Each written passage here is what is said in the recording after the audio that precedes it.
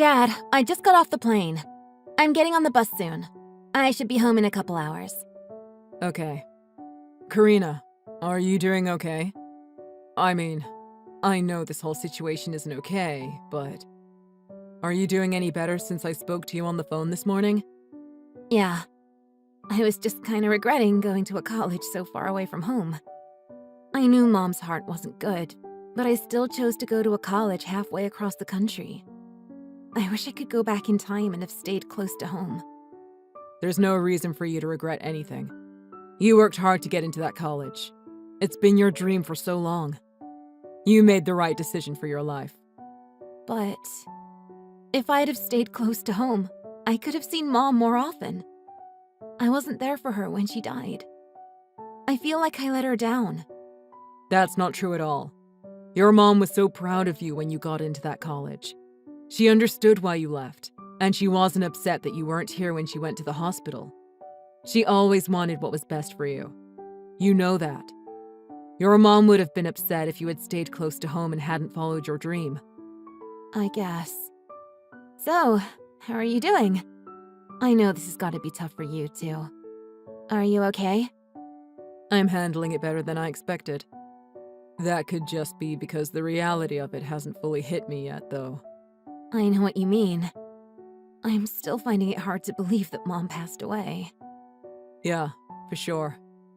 But I've got to go get talking to the funeral home and to Pastor Bowman and see if he's available to do the funeral service. I've got a lot to keep me busy. I'll barely have any time to think about it. So, I should be fine for a while. Yeah. Don't push yourself too hard. When I get home, I'll help you out as much as I can. Thanks, honey. Have a safe trip home, okay? Pastor Bowman, thanks for getting back to me. I'm sorry we haven't spoken much. I never really went to church with my wife. I'm really glad you're available to do the funeral service. I'm sure it would mean a lot to her. Don't worry about it. Your wife was a regular at my services. I don't really feel comfortable discussing money with a pastor, but how much money does it cost for you to do a funeral service? My parents died when I was young, so I didn't handle any of the finances. I don't know how much anything costs when it comes to a funeral. This is all a first for me. I understand. Don't worry about it. But please, do me a favor and don't go telling other pastors what I charge, okay? It's supposed to be an expression of your appreciation for the church and for my service. I understand. With the rental of the church for the service, the funeral service, and the burial service, it's usually about $2,000. I see. Funerals aren't cheap, are they? Your wife was a regular at my church, so I'm definitely taking that into account. And the fact that you mentioned you'd be making a donation to the church in your wife's name as well. As you know, a donation to the church is an expression of gratitude for its services and for the community. And your wife has been coming to this church for many years now. As for the funeral, I pride myself on giving a good service and making the whole process as easy for the family as possible. I appreciate that. Thank you.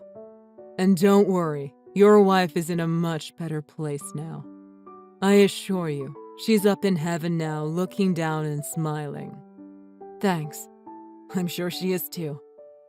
So, I understand visitation is tomorrow at the funeral home, and the funeral service will be held the day after, here at the church. I'll be here if you need anything before then, and if you ever want to talk, feel free to contact me. Thank you. I appreciate that. I'm sure I'll have more questions before this is all over. I'll message you if anything comes up. Have a good evening, Pastor Bowman. Karina, where are you? I want you home right now. No way! You ruined your mom's funeral. What were you thinking? I want you to apologize to Pastor Bowman right now. I'm never doing that. I hope that idiot goes to hell. How could you say something like that? Your mom's been going to his church for years, and he was nice enough to agree to do her funeral service. Do you have any idea what you did today? I don't care. That idiot was laughing at Mom. Huh? He said he was glad she finally croaked. What are you talking about? Why would he say something like that? Dad, how much money were you planning on giving him? For the service? For everything. That's not really any of your concern. Dad, it's important. Before the service started, I heard him talking on the phone with someone. He was telling them how he was getting a large amount of money, so he'd be able to pay off his entire debt. He seemed really happy about it. What? It's true. He was glad Mom died. I heard him say so. He said he knew a few people from his church that were about to die soon, and he'd be making lots of money from it. I didn't want anyone like that leading the funeral service for my mom. He really said stuff like that? Your mom's been going to his church for so many years. Are you sure you're not mistaken? He's a pastor, after all. He wouldn't want people to die? It doesn't matter how long he's known Mom. It seems he's just that kind of person. Do you think I'd do something like that at anyone's funeral if I didn't have a good reason? So that's why you were yelling at him and saying all those terrible things to him. I'm sorry. I had no idea what had happened, and I got mad at you. It's okay. I tried to hold my tongue until the funeral was over, but it just disgusted me so much how he seemed so happy that my mom had died, and that he was going to be getting so much extra money because of it. And then when he started saying all those nice things about Mom during the service, and pretending like he'd really miss her, I knew he was lying through his teeth, and I couldn't control myself anymore. I understand. I'll have a talk with Pastor Bowman. Okay. I'm sorry. I guess I probably made him pretty angry too, huh? Well, yeah. He stormed out the back of the church just a few seconds after you stormed out at the front. He never stayed to finish the service. I had no idea. I'm really sorry, Dad. Don't worry about it. After hearing your side of the story, I don't think I would have wanted him to continue if he really felt that way about your mom's death. Just come back home, Karina. Your aunts and uncles are really worried about you. Okay. Tell everyone I'm really sorry for ruining the funeral. Like I said, don't worry about it. I know your mom will forgive you too. But from now on, please talk with me about things before you jump into action. Sorry. I was just so filled with emotions. And I knew the funeral was tough for you already. I wanted to tell you what Pastor Bowman had said, but I just couldn't bring myself to do it. I thought I could hold it in until the service was over, but... I know exactly what you mean, honey. You didn't want anyone like that standing up there talking about your mom. Yeah. Well, all our relatives are here, so maybe I'll talk with them about this and see where we should go from here. Just come back home, as quick as you can, okay? Your whole family's here. There's no reason you should be alone now. Pastor Bowman, I see you didn't go back to your house after the incident. I just went there to speak with you. Mr. Schultz, I feel I should apologize for the way I acted today. I shouldn't have left before the funeral service was finished. But I will expect a considerable donation to the church for the way your daughter treated me today. I'm going to be out of town for the rest of the day, so I'll expect you to come by tomorrow with your payment and offering. I understand. But there's just one thing I need to ask you first. What is it, my child? I heard you were really happy when you heard my wife died, weren't you? My daughter said she heard you say that when you were talking to someone on the phone before the funeral. What are you talking about? I would never be happy that one of my flock has passed away. She heard you say, I'm glad she finally croaked, as you were laughing and telling the person on the other end. Does it make you happy when someone from your church dies? You seem to be excited to get the extra money from doing a funeral service, as well as the possibility of getting something left to the church in the deceased's will. Are you going to believe something like that just because your daughter said it? Yeah, I am. My daughter would never lie to me, especially not about anything like this. She has nothing to gain from it. My wife has been going to your church for a long time now, but you can bet that you'll never see anyone else from my family there ever again. Nobody would want a person who gets excited when people die to lead a funeral service for them, let alone preach to them. If that's what you believe, I rarely saw you in church before, so I wasn't expecting to see you start now anyway. But you still owe me for the service today, and you already agreed to make a donation to the church in your wife's name. You're not a man who would lie to a servant of God, now, are you? Don't you worry about that. I am a man of my word. Then I'll expect payment quite soon. I did what I agreed to do. Just relax. I'll pay you. Mr. Schultz, what's the meaning of this? This isn't the correct amount of money. I told you the service would be $2,000, but you only paid me $200. What's the issue? You didn't complete the job. You left in the middle of it. I think what I paid you is more than fair. No, this is ridiculous. I told you exactly how much it would cost you. You agreed to it. Yeah, I agreed to a particular price for the funeral service. But we never got a funeral service. And what about the donation to the church in your wife's name? You must have misunderstood. That was included in the $200 I gave you. I paid $100 for the 15 minutes of funeral service you did, which is quite respectable for 15 minutes of work. And I said I'd make a considerable donation to the church in my wife's name. She usually put $10 in the church offering every week. I donated 10 times what she usually gives you. 10 times your regular pay is quite considerable, don't you think? I doubt she would want me to donate even that much, seeing as you were so glad she died. Look, considering you just lost your wife, I'm going to be nice when I tell you this. I agreed to do that funeral service for you. I canceled my plans that day for you. You have done nothing for me or this church the entire time I've known you. You should be honored that I even agreed to do your wife's service in the first place. It's a real shame that someone like you gets put in charge of a church in the first place. I know families who have been going to that church for generations, and now someone like you comes in and takes over. I don't care if you like me or not. You don't even go to church. You should care, because I've talked to the people in the neighborhood about you, and they've told me a lot of things. You don't do a damn thing at the church other than your Sunday service. And even then, rumors are going around that it isn't uncommon for you to show up to them hungover. I hear you've even got a part-time job outside of town to try to bring in more money for yourself. Maybe if you put more effort into your sermons and more time into the church and its members, you might get more people coming to church and more people donating. Why do you care? It's not like you've ever come. You've got no right to tell me how to run my church. I guess you're right. I really don't care what happens to you from here on out. But I'll never forgive you for disrespecting my wife and her death. I don't need your forgiveness, but you'd better pay me what you owe me. How do you figure I owe you anything else? Huh?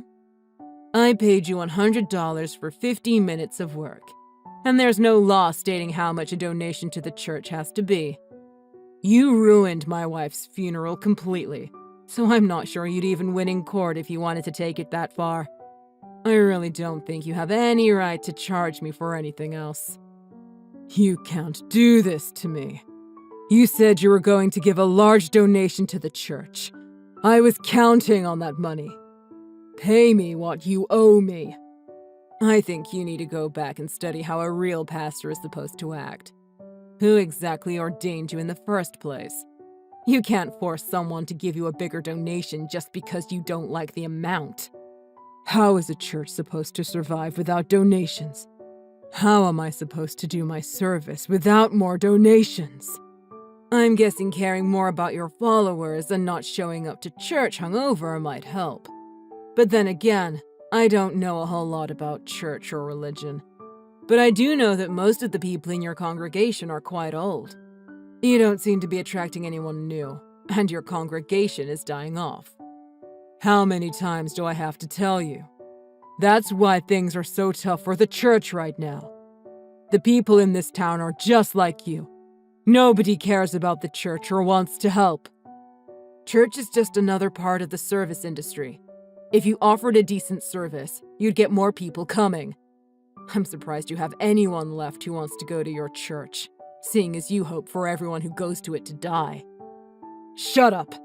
I'm doing the best I can with my circumstances. Show some respect. Look, now that my wife's gone, my family has nothing to do with you anymore. And from what I've heard from others in the neighborhood, a lot of the people who still go to your church are considering leaving soon. You need to take a long look at yourself and what happened yesterday, and think about how you want to proceed from there. Okay, I see your point. But just hold on a second. How about this? How about you just pay me another $800? That's $1,000 less than we originally agreed on. I know your wife had a life insurance policy, right? $800 is nothing to you. How about that? You're still only thinking of yourself, aren't you? Don't push this any further. I've asked around, and $2,000 to have a pastor hold a funeral service in his church is absurd. I don't care what you've gotten yourself into. It's not my responsibility to pay off your debts. I don't want anything to do with you ever again. Look, I wasn't happy that your wife died. I'd have been happy with anyone dying. It was nothing personal. I just needed the extra money doing a funeral service would give me. Then maybe you shouldn't have been talking about money on your cell phone with the family of the deceased so close by. All of this is because you don't care about anyone else other than yourself. You think just because I'm a pastor, I don't worry about money? Money is the only thing I can think about. Saying something like that is an insult to all other pastors, don't you think? Not everyone thinks about money the same way as you. I thought pastors are supposed to study the Bible and actually try to follow its teachings. Doesn't that mean not going out drinking and gambling away what money you do have? What are you saying? I've heard all about your debts and how you spend your money. The church treasurer told me all about what you do with the church's money. You go out to restaurants and bars all the time, drinking and gambling all the church's money away. That's why you had to get a part-time job, and why you're in so much debt. And why you think you can charge $2,000 for a 30-minute funeral service that you leave in the middle of. What I do with my private life and my wage is none of your business. And if you didn't like the price I quoted you, you didn't have to agree to it. I suppose that's true. I just didn't expect a pastor to lie to me about the typical cost. And if the church goes under, it's going to be entirely your fault. So, if you don't want that to happen, maybe you should be a little more careful with how you use its money and how you treat its people. I can't believe this.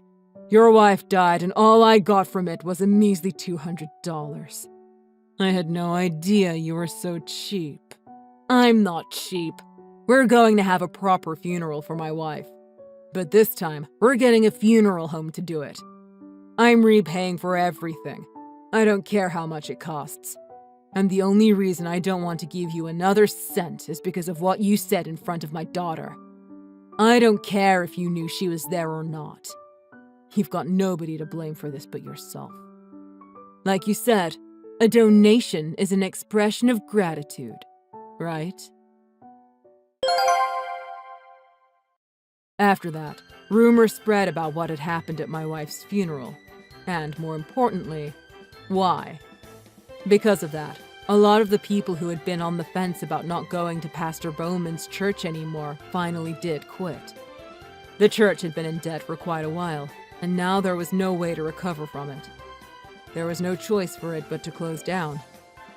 I hear the church is trying to get a new pastor to come in from another area to take it over and try to rebuild its following. I really don't know what's going to happen to Pastor Bowman and all the debt he had built up. But I know that he left town pretty quickly after the church closed, and nobody has heard from him since.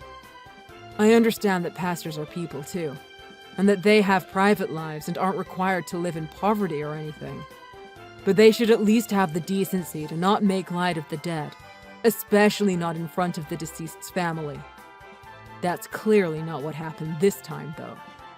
Pastor Bowman wasn't taking his duties as a pastor seriously enough, and he didn't seem to care about other people's feelings. And for us, we had my wife's funeral redone at a funeral home. It was tough on our family and friends, getting everyone back together again for such a sad occasion. My daughter did the eulogy this time, and she apologized to her mom about what had happened before. I don't think she needed to do that. I know she did what she did out of love. I think my wife was probably looking down on her smiling, proud of how much her daughter has grown up. Somehow, I think this whole experience has actually helped my daughter and I deal with our loss a little better. My daughter is still going to be studying far from home, so I'm going to be by myself a lot. But because of that, my daughter and I have agreed that I'll go out to visit her every month. It's going to be hard getting our lives back to normal with my wife gone, but I have a feeling that she's going to be looking out for us from now on, and that things will be just fine.